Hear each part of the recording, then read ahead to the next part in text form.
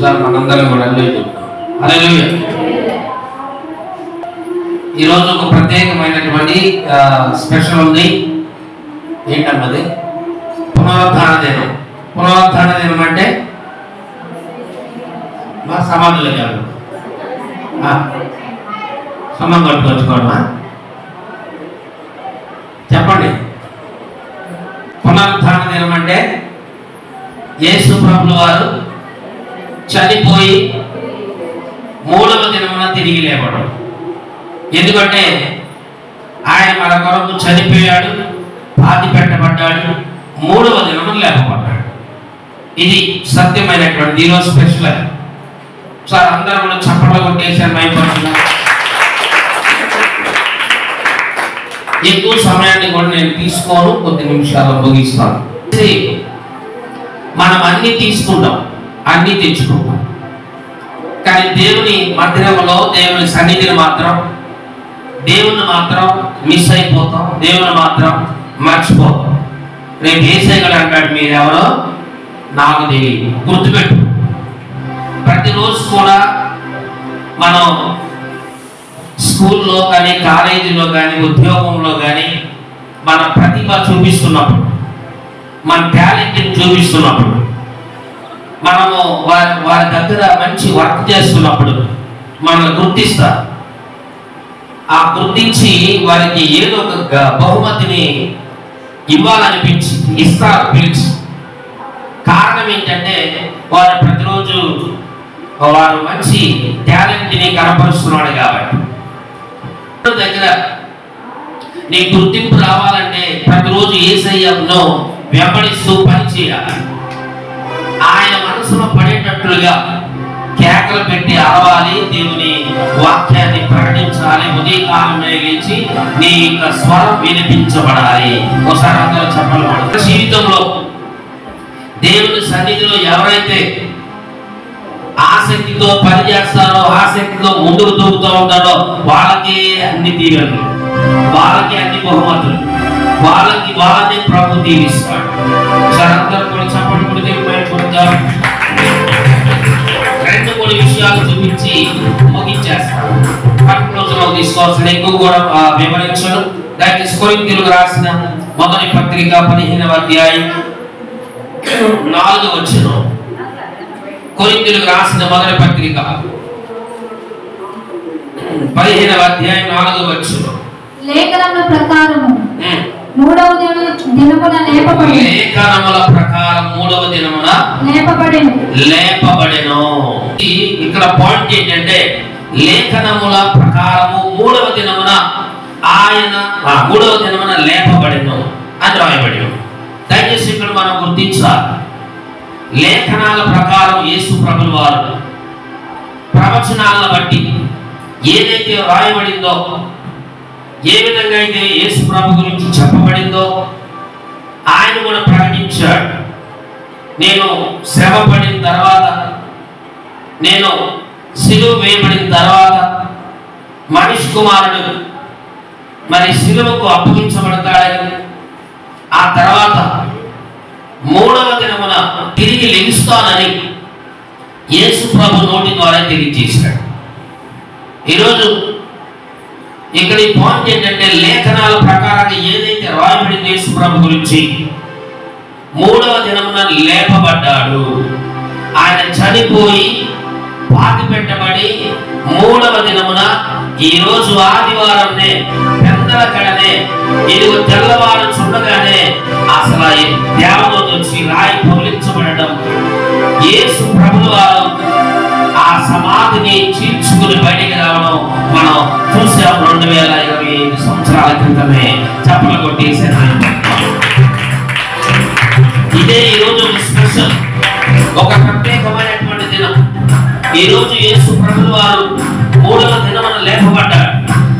ఈ ప్రపంచంలో ఏ మనుషులు, ఈ ప్రపంచంలో దేవుడుగా పిలువబడే వాళ్ళు మేమే, దేవుడు గొప్ప, మా దేవుళ్ళే ఇంకా చాలా మంది ఉన్నారు చెప్పుకునే వాళ్ళలో చరిత్రలోకి వెళ్ళి మీరు చదువుకున్నా ఇలాంటి పవిత్రుడు పరిశుద్ధుడైన దేవుడు ఈ ప్రపంచంలో ఎవరు లేరు, పాపల కొరకు ప్రాణం పెట్టడానికి వచ్చానని నాలో పాపము ఉందా వేరే చూపించగలరా అని స్థాపించి సవాలు విసిరిన ఈ దేవుని ప్రపంచంలో ఎవరు లేరు. ఒకే ఒక ఆయన ఉన్నాడు. ఆయన పేరే యేసు క్రీస్తు. చెప్పగలరా? ఆ యేసు క్రీస్తు ప్రభు పునరుత్థానమైనటువంటి దినం ఈ రోజు. హల్లెలూయా, హల్లెలూయా. సంతోషించారు. యేసు ప్రభు లేవగానే, యేసు ప్రభు కనిపించగానే, యేసు ప్రభు మరలా వాళ్ళ దగ్గరకు వచ్చి ప్రత్యక్షం అవగానే ఆనందపడిపోయారు, భయపడిపోయారు. మహానందంతో సంతోషంతో ఉజ్జీవింపబడ్డారు. ఈరోజు మనం కూడా ఎలా ఉండాలి అంటే ప్రభు 3వ దినమున లేపబడ్డాడు. ఒక ప్రపంచం ఇది ఒక గొప్ప సంగతి. ప్రపంచంలో ఏ వ్యక్తికి లేని ఒక గొప్ప మరి దినముగా ఈరోజు చెప్పబడింది. అందుకని ఈస్టర్ అనేటువంటి పేరును పెట్టుకుని మరి దేవుణ్ణి మరి జ్ఞాపకం చేసుకుంటూ ఈ పండుగలో మనం ప్రతి సంవత్సరం వెళ్ళిపోతా ఉన్నాం. అయితే ఇక్కడ మొదటి విషయం ఏంటంటే 3వ దినమున లేపబడ్డాడు. ఈరోజు మనం కూడా రేపు లేపబడాలి. యేసు ప్రభువు వారు ఏ రీతికైతే లేపబడ్డాడో, ఏ రీతికైతే చనిపోయి తిరిగి లేచాడో, ఈరోజు సేవకులు, ఈరోజు విశ్వాసులు, ఈరోజు క్రైస్తవులుగా పిలువబడేవారు ఎవరైనా కానీ ప్రభునందు ఎవరైతే విశ్వాసం ఉంచుతారో బైబిల్ గ్రంథంలోకి ఒకసారి చూద్దాం. ఒక ఎక్స్ప్లెనేషన్ ఒకటి ఇస్తాం. పరిశుద్ధ బైబిల్ గ్రంథంలో నుంచి యోహాను సువార్త 11వ అధ్యాయం 27వ వచనం. యేసు పునరుత్థానమును, అందుకు యేసు పునరుత్థానమును, జీవమును నేనే, నా యందు విశ్వాసముంచువాడు చనిపోయినా బ్రతుకును. ఆమేన్. చెప్పగలరా? ఈ రోజు నా ప్రియ సహోదరి సహోదరుడు 11వ అధ్యాయం 27వ వచనంలో మళ్ళీ చదువుదాం ఒకసారి. అందుకు యేసు పునరుత్థానమును, ఆయన ఎవరండి? పునరుత్థానమును, జీవమును నేనే. హల్లెలూయా. యేసయ్య పునరుత్థానము, తిరిగి లేచినటువంటి అనుభవం. ఎందుకంటే పునరుత్థానం ఆయనే, నిత్య జీవములో ఉండేది ఆయనే. ఎందుకంటే ఈరోజు పునరుత్థానుడు యేసయ్యని పాడబడుతున్నాం.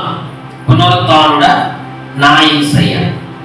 ఎందుకంటే ఆయన తిరిగి లేచాడు కాబట్టి. ఈరోజు జీవం కలిగిన దేవుడు ఆయన. అందుకే అన్నాడు, నేనే మార్గం, నేనే సత్యం, నేనే జీవం. ఆయన యందు ఈరోజు ఎంతమంది విశ్వాసం వచ్చారు పట్టుకోవాలి. 3వ దినమున లేపబడినటువంటి క్రీస్తు. ఏంటంటే ఏదో ముక్కలు చెప్పి వెళ్ళిపోవడం కాదు, కానీ పరిశుద్ధాత్మతో నింపబడి చెప్తున్న మాటలు అర్థం చేసుకోండి. ఉపయోగించుకోకుండా ఈ మాటలు పట్టుకుని మీరు మారకపోతే రేపు ప్రమాదంలో పడిపోతారు. వారిని సరి చేసుకుని రాలని నిజమైనటువంటి సేవకు పిలిచాడు ప్రభు. అన్నిటినీ విడిచిపెట్టి వచ్చినటువంటి వాళ్ళు. ఎందుకంటే దేవుడు మాలో ఉంటాడు, దేవుడు మాతో ఉంటాడు, దేవుడితో కనెక్ట్ అయి మేము నడుస్తూ ఉంటాం. అందుకనే మీరేం చేయాలంటే ప్రతి మాట యేసయ్య చెబుతున్నాడని వినండి. ప్రతి మాట మీరు ప్రేమగా, సంతోషంగా దాన్ని స్వీకరించే మనస్తత్వం కలిగి సంఘంలో మనందరం ఉజ్జీవింపబడి దీవెన పొందుకునే వ్యక్తులు ఉండాలి తప్ప ఆ ఏందులని లెక్క లేకుండా ఎవరు ఉండకూడదు. ఒకసారి హల్లెలూయా చెప్తాం. హల్లెలూయా. ఎందుకంటే నా యందు విశ్వాసం ఉంచువాడు చనిపోయినను బ్రతుకును. ఎందుకంటే తండ్రి యందు విశ్వాసం ఉంచాడు యేసు ప్రభువు వారు. యేసు ప్రభువు వారు చనిపోయాడు, పాతి పెట్టబడ్డాడు, సమాధిలో ఉంచారు ఆయన శరీరాన్ని. ఆయన 3వ దినమున ఏం చేయబడ్డాడంటే ఆయన లేవబడ్డాడు, లేచాడు. 3వ రోజున ఆయన తిరిగి పునరుత్థానుడయ్యాడు. ఈరోజు యేసు ప్రభునందు ఎవరైతే విశ్వాసం ఉంచుతారో లేఖనము తెలియజేస్తా ఉంది, ఈరోజు మీ ఇంటిలో మీ కుటుంబం మీదో బంధువుల మీదో స్నేహితుల మీదో నమ్మకం పెట్టుకున్నావేమో, వాళ్ళని మోసం చేస్తారు.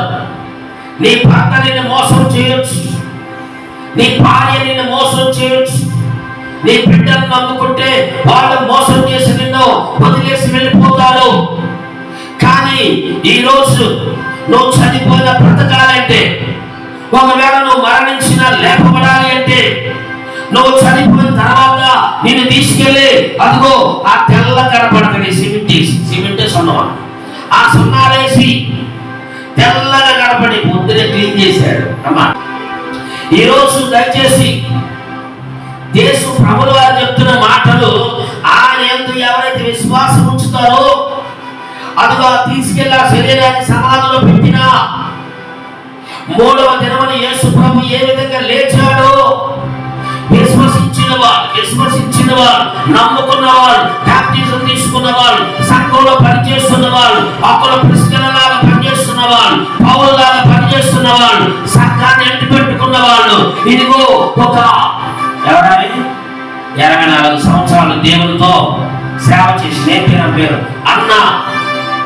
ఎందుకంటే అలాంటి వాళ్ళు బాగా దేవుడితో కనెక్ట్ అయి దేవుడు పనిని ఒక అభ్యాసం చేసుకుంటూ ఆయన వెంబడిస్తూ ఆయన ప్రతి దినం ఆయన కోసం ప్రార్థన చేస్తూ అనేక ఆత్మను రక్షించే పనిలో ఉంటారో వాళ్ళు విశ్వసించిన వాళ్ళు.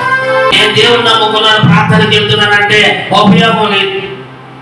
నీలాంటి 100 మంది వచ్చి కూర్చుంటారు అక్కడ, నీలో 100 మంది వచ్చి కూర్చున్నా నువ్వు నమ్మేవా లేదా?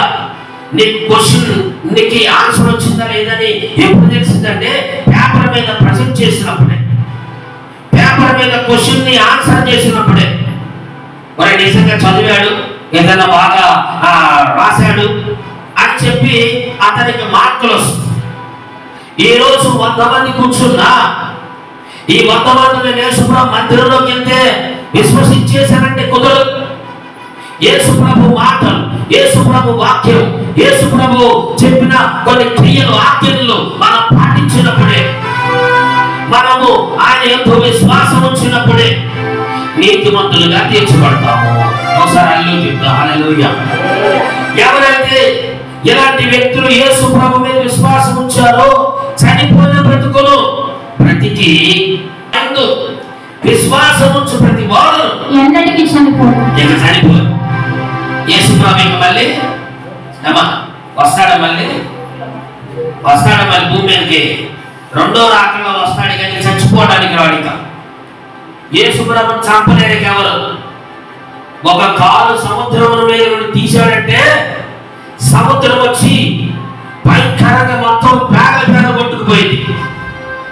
ఒక కాలు భూమి మీద నుంచి తీశాడు అంటే భూకంపం వచ్చిందంటే మొత్తం భూమిలోకి వెళ్ళిపోతాం, భూగోళం పగల కొట్టేస్తాడు. ఈ గ్రహం మీద తిరుగుతున్నాం. ఈ రోజు ఆయన పెట్టిన అన్నిటి మీద మనం తింటూ త్రాగుతూ ఈ వాటర్, నీళ్లు, గాలి ఎవరు పెట్టారు? సైంటిస్టులు పెట్టారా? మీ తాతయ్య పెట్టారా? ఎవరు పెట్టింది కానిది. ఈ రోజు దేవుడు పెట్టినవన్నీ కూడా ఆయన పెట్టి అనుభవిస్తూ దేవుణ్ణే వ్యతిరేకంగా మాట్లాడే వాళ్ళు ఉన్నారు. రకరకాలైనటువంటి వాళ్ళు యేసుప్రభుని నమ్మరు, ఆయన చేసిన కార్యాలు నమ్మరు, ఆయన చేసిన పరిచర్య నమ్మరు. ఓరకే తిరుగుతూనే ఉంటారు. దేవుణ్ణి నమ్మకుండా టైం అంతా వేస్ట్ చేసుకుంటారు. ఆయన చెప్పినట్టు ఉన్నాడు, వీళ్ళందరూ సమాధుల్లోకి వెళ్ళిన తర్వాత లేపబడరు. కీడు చేసేటువంటి వాళ్ళందరూ కూడా ఎక్కడికి వెళ్తారు? తీర్పులో నిలబడతారు. మనం చూసే కదా ఇక్కడ ఏమేమి పాపాలు చేసిన అందరూనే ఏం చేసి దేవదూత లాక్కెళ్ళి ఒక పెద్ద అగ్ని కుండంలో పడేసేసి. ఈ రోజు దయచేసి గుర్తించండి, పండగ అయిపోయింది ఈ రోజుతో. అయిపోయిందిగా. చేపల కూర తినేసావు, బిర్యానీ తిన్నావు, పకోడీలు చెకోడీలు తెచ్చి తిన్నావు, అంతేనా? పాయసాలు తాగావు, పానకాలు తాగేసావు, ఇట్లు తిన్నాం, అంత అయిపోయింది, పండుగ అయిపోయింది. రేపు యేసు ప్రభు తెల్లారికి అట్లా వచ్చాడు. కొన్ని నిన్ను పప్పులు కానీ తినమంది, బాగా లోపైపోయావు, పప్పులు తినే తినే ఏది ఎక్కడ పోతున్నావు అంటాడు. ఇక్కడ లోప సమస్య అదేనండి. ఆత్మీకమైనటువంటి విశ్వాసం, పట్టుదల, పని దేవుడితో కలిసి మెలిసి జీవించడం, దేవుడు చెప్పిన పనిని ఎవరైతే చేశారో వాళ్ళు ఎంత వేస్తున్నా వాళ్ళు లేచి వెళ్ళిపోతారు. ఒకసారి ఈ రోజు మన జీవితాలు కూడా మనము పైకి ఎదగాలంటే, యేసు మనకు వెళ్ళినట్టుగా అవ్వాలంటే, ఈ రోజు మహిమ స్నేహం రావాలి అంటే ఆయన యందు విశ్వాసం ఉంచాలి. బ్రతికినటువంటి మనం విశ్వాసం ఉంచినటువంటి బ్రతికి నాయకుడు విశ్వాసం ఉంచు ప్రతి వాడు ఎన్నటికి సాధించు. మరణమే లేదు, ఇక మహిమదేహంతో తిరుగుతో. ఆదాముకి మొదట్లో మరణము లేదు. ఆదాము మహిమదేహంతో ఉన్నప్పుడు చిన్న పాపం చేశాడు, ఏమైపోయాడు? ఆయన పండు తినవద్దా చెప్పితే సాధారణ మాటిని పండు తిన్నాడు, ఏమైపోయాడు? మరణం వచ్చిందా? అదే మరణం వచ్చి, ఈ మరణం నుండి తప్పించబడటానికి యేసయ్య మరలా రావాల్సి వచ్చి, ఆయన మరలా మన కోసం పాపాల కోసం చనిపోవాల్సి వచ్చి, ఎంత పెద్ద పని చేశామా? సమయం ఇచ్చాడు. 2085 సంవత్సరాల నుంచి ఎదురు చూస్తాడు. మారంటే ఆ తాగుడు మానడు, కొట్టుగా మానడు, సీరియల్ మానడు, ఇంకేం మానడు, సిగరెట్ మానడు. ఏంటంటే ఖైదీ తినడం నాకు అది ఒక పిచ్చండి, నేను మానలేనండి. పరిస్థితులు ఉన్నాయి. ఈరోజు నా ప్రియ సహోదరుడు పాప ఆయన వచ్చి ఇవన్నీ మీరు మాని ఆయన నమ్ముకుని ఆయన చెప్పినట్టుగా విని ఆయనలాగా ఎవరైతే జీవిస్తారో వారు పరలోకి వెళ్తారు. మిగిలిన ఎవరు వాళ్ళే సజీవులుగా ఉంటారు, మహిమ దేహాలు ధరించుకుంటారు. ఇది మొదటి విషయం. రెండవ విషయాన్ని మేము చదివిస్తాం ఒకసారి. లోకా శుభవార్త ఎక్కడికి వెళ్దాం? 24వ అధ్యాయం వెళ్ళిపో. ఎన్నో వచ్చిన చదువుతారు, 5వ వచ్చిన చదువు. వారు భయపడి ముఖములను నేల మోపి ఉండగా మీరు సజీవుడైన వారిని ఎందుకు మృతుల్లో వెతుకుచున్నారు? ఆయన ఇక్కడ లేడు, ఆయన లేచి ఉన్నాడు. పాయింట్ ఏంటంటే, మన పాయింట్ జాగ్రత్తగా వినండి. వారు భయపడి ముఖములో నేల మోపి ఉండగా మీరు ఎందుకు భయపడిపోయారు? దేవదూతను చూసి భయపడిపోయారు. దేవదూత ఏం చెప్తుందంటే, సజీవుడైన వాడిని మీరెందుకు మృతులలో వెతుకుచున్నారు? మా అర్థమైందా? సజీవుడైనటువంటి దేవుణ్ణి ఆయన చనిపోయి తిరిగి లేచిన తర్వాత ఎక్కడ ఎదుగుతున్నారు? వెళ్ళి మృతులంటే ఎక్కడమ్మా? మృతులంటే ఎక్కడ ఉంటాయి చెప్పండి? పెద్దగా సమాధుల్లోకి వెళ్ళినోళ్ళు చేతులు ఎక్కడానికి సమాధుల్లోకి వెళ్ళినోళ్ళు పలహారాలు పోటీ ఎక్కడున్నాడు? సేనా మీరు అసలు ఒప్పుకొని నేను ఇలా చెబుతాను, వాళ్ళు వచ్చే సంవత్సరం ఇదే వేసిన పలహారం ఇచ్చే దేని పెట్టించు కొల్లు తినేసి మంచి ఆకాయ పెట్టి. అర్థమైందా? ఎందుకంటే ఈరోజు సజీవుడైపోయి సమాధికి వెళ్ళి ఎక్కడో యెరూషలేములో దేశంలో అయినా సమాధులు పెట్టబడి 3వ దినం లేపబడి బయటకు వస్తే వెళ్ళారు. సరే ఒకవేళ మీకు జ్ఞానం విశ్వాసం లేదు, మగ్దలేని మరియను చూద్దాం, వేరొక మరియను చూద్దాం. ఈ స్త్రీలందరూ ఏం తీసుకెళ్లారు? ఉదయాన్నే లేచి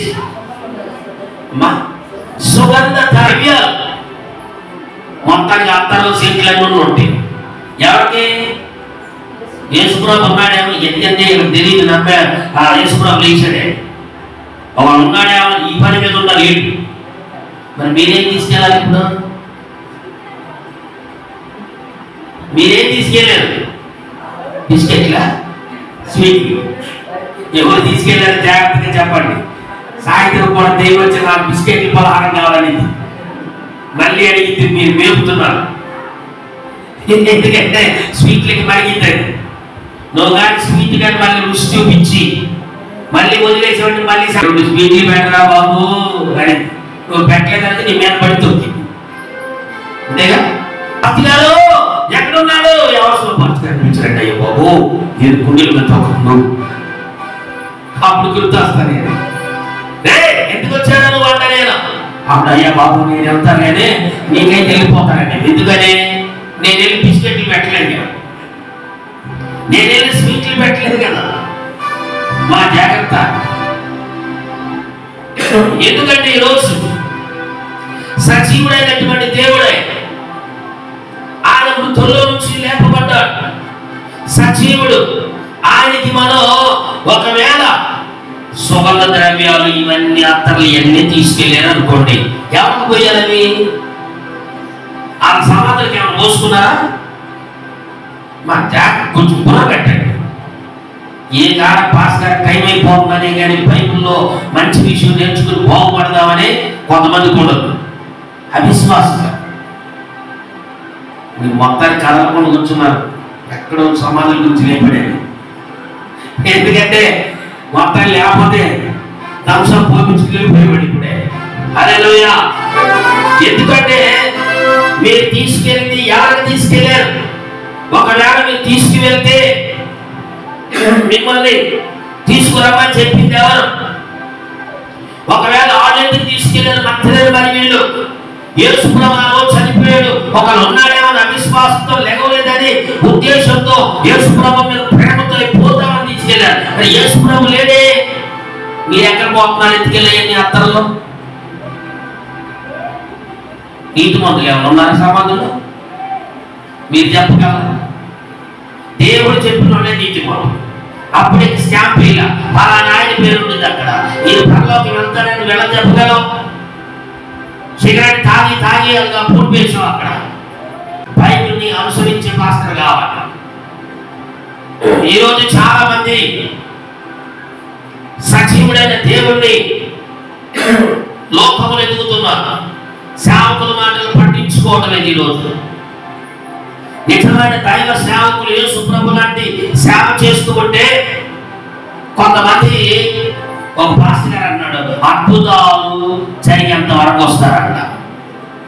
అద్భుతం జరగగానే ఏమా ఏసీ ఎవరో నాకు తెలియదు అన్నట్టుగా ఈ పాస్టర్ గారు ఎవరో నాకు అర్థం కావట్లేదు. ఎందుకంటే అద్భుతం దేవుని పట్ల చేశాడు, కార్యాలు చేశాడు. సేవకుళ్ళు నువ్వు ఏదైనా నువ్వు సేవకుడిని వదిలిపెట్టి వెళ్ళిపోవాలంటే సేవకులు నిన్ను నీ పట్ల ఏదైనా తప్పు చేశాడా? సంఘాన్ని విడిచిపెట్టి వెళ్ళిపోతుంది నీకు ప్రమాదం. సంఘంలో ఏదైనా వ్యతిరేకమైన దేవుడికి వ్యతిరేకమైన జరుగుతున్నాయా? సేవకుల అసభ్యకరంగా దైవ ఆత్మ ద్వారా ప్రేరేపించబడకుండా దేవుని వాక్యానుసారంగా ఒకవేళ నడవకుండా ఉన్నాడా? దాన్ని బట్టి నువ్వు గమనించాలి. లేకపోతే యేసు ప్రభువును కూడా మంచి విషయాలు చెప్తూ వదిలిపెట్టి వెళ్ళిపోయారు. వాళ్ళు ఎన్నాడు యేసు ప్రభు దగ్గరికి రా. యోధ వదిలిపెట్టి వెళ్ళిపోయాడు. ఎంతో మంది ఈరోజు యేసు ప్రభువుని విడిచిపెట్టారు. వాడు గుర్తుపెట్టుకోండి, సంఘంలో సేవకులకి చెప్పాలి. సేవకుడు ఏ పొరపాటు చేయనప్పుడు సంఘాన్ని ఎప్పుడు వదలకూడదు. సేవకులు పర్ఫెక్ట్ గా ఉంటూ నడిపిస్తున్నప్పుడు సేవకులు తప్పు పట్టకూడదు. ఎందుకంటే అది తర్వాత మరలా రెండంతలైంది. ఆ టైంలో ఎవరు నీకు ఇక సహాయం ఏం చేయలేదు.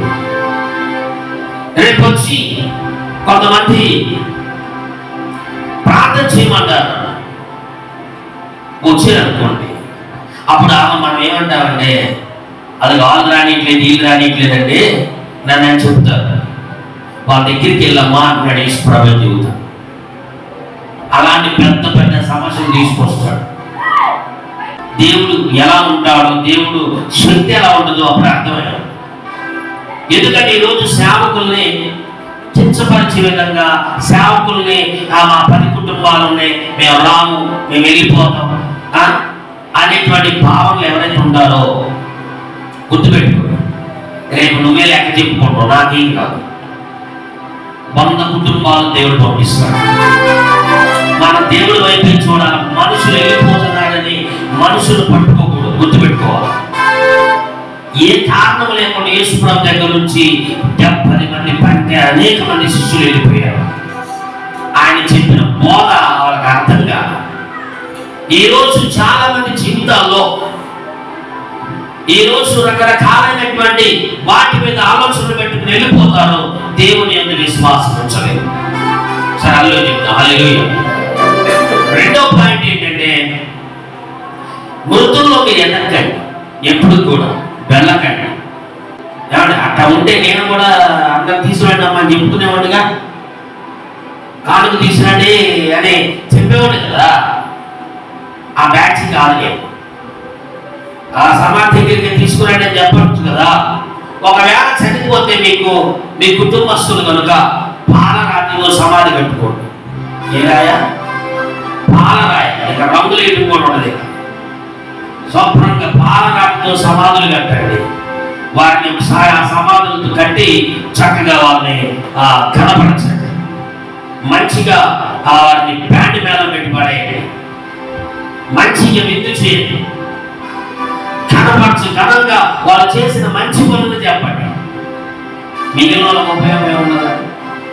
దయచేసి ఇది యేసు ప్రభు మూడవదిగా 40 రోజులు ఉండి ఆయన సేవ చేశాడు. మళ్ళీ వాక్యం బోధించాడు.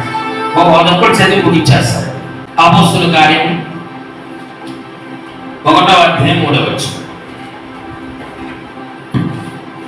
1వ అధ్యాయం 3వ వచనం. ఆయన శ్రమపడిన తర్వాత 40 దినముల వరకు వారి కనపడచ్చు. ఏం చేశాడండి? 40 రోజులు కనపడ్డాడు. కనపడి ఏం చేశాడు?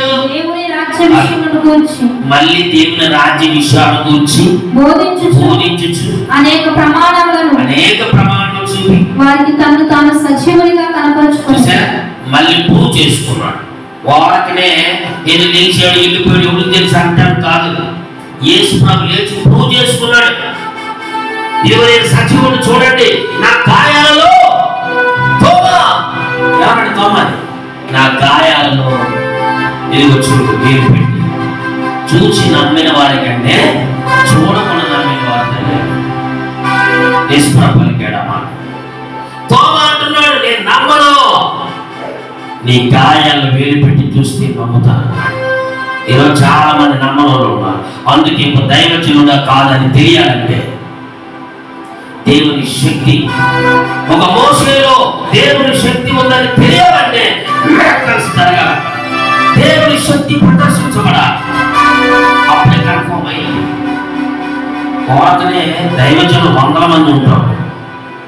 దేవుడు మనిషి కాదని తెలియాలంటే వారి పద్ధతి ఏంటి, వారి క్రియలు ఏంటి, ఎవరు పడితే వాళ్ళు ఆ చేతులు పెట్టించుకోకండి. పవిత్రం ఉండాలి, మంచి మనసు ఉండాలి, దేవుని అభిషేకించబడి ఉండాలి, దేవుని శక్తి చేత నింపబడి ఉండాలి. అలాంటి వారు చేతులు పెడితే మీకున్న శాపం పోయింది, మీకున్న పాపాలు పోతాయి. ఒకవేళ లేదనుకో ఆయనలో ఉన్నాయండి, ఏమవుతాయమ్మా? ఆ పాపాలు నీ మీదకి వచ్చేస్తాయి, ఆ శాపాలు నీ మీదకి వస్తాయి, వ్యసనం నీలోకి వచ్చేసింది. రేపటి నుంచి ఆమె నాయను ఇంకా మొదలు పెడతారు. లోపల దేశం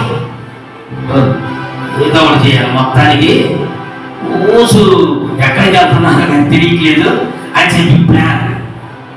ఈరోజు చాలా మంది తట్టుకోలేని వాళ్ళు ఎక్కువైపోతారు. దేవుని ఆత్మని రావు, దేవుడితో ఉండాలి. మనం ఇలాంటి వాళ్ళని ప్రభు ఎన్నుకుని తీసుకెళ్ళిపోతాం. మొదటి ఒక చిన్న పాయింట్ చెబుతున్నా, ఆయన ప్రూవ్ చేసుకున్న తర్వాత అప్పుడు గుర్తుపెట్టుకోండి, మనము యేసయ్య వచ్చినప్పుడు మొదటి రాకడుండితే ఆకాశ మధ్యలోకి వస్తాడు.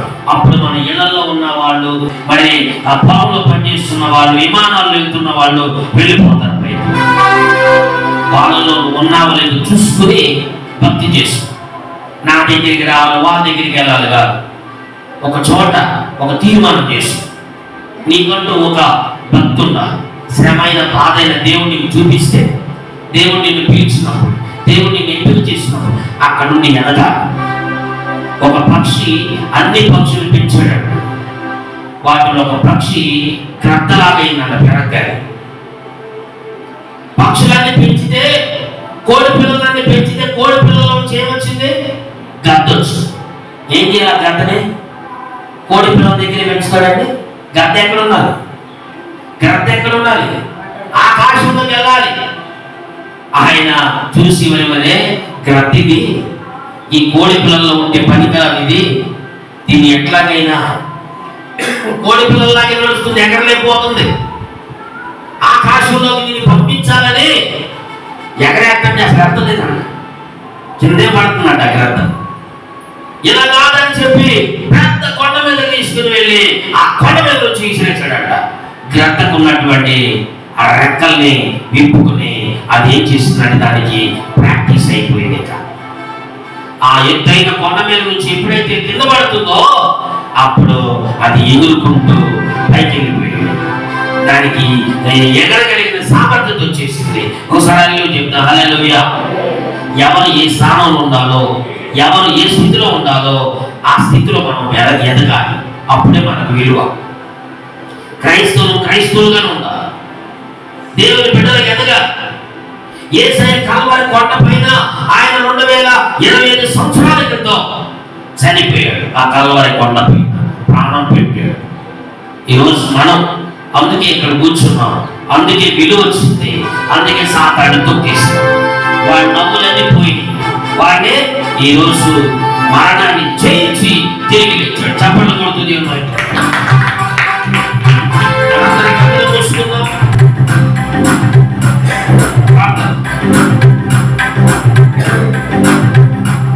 ఈరోజు ఈస్టర్ ఫెస్టివల్లో 9 నిమిషాలు తప్ప వాక్యం వింటే మంచిదని, ఆహారం తింటే ఎంత మంచిదో ఈ వాక్యం వినడం వల్ల కొన్ని జ్ఞానమైన మాటలు ప్రభు మాట్లాడిస్తాడు. విసుక్కోమాకండి, బాధపడకండి, అయ్యో అనకండి. యేసయ్యని జీవించుకోమనంటారు. విలువైన నీ వాక్యం, శ్రేష్టమైన నీ వాక్యం, పరిశుద్ధమైన నీ వాక్యం, పవిత్రమైన నీ వాక్యం, దేవుని శక్తి దేవుడిలోకి రావాలి అంటే, దేవుని ప్రభావం తాకాలి అంటే ఆయన యందు విశ్వాసం ఉంచాలి, ఆయన యందు నమ్మకం ఉంచాలి, ఆయన యందు పట్టుదల కలిగి ప్రార్థనలో కొనసాగాలి. ఎక్కడెక్కడ ఇంకే లోకంలో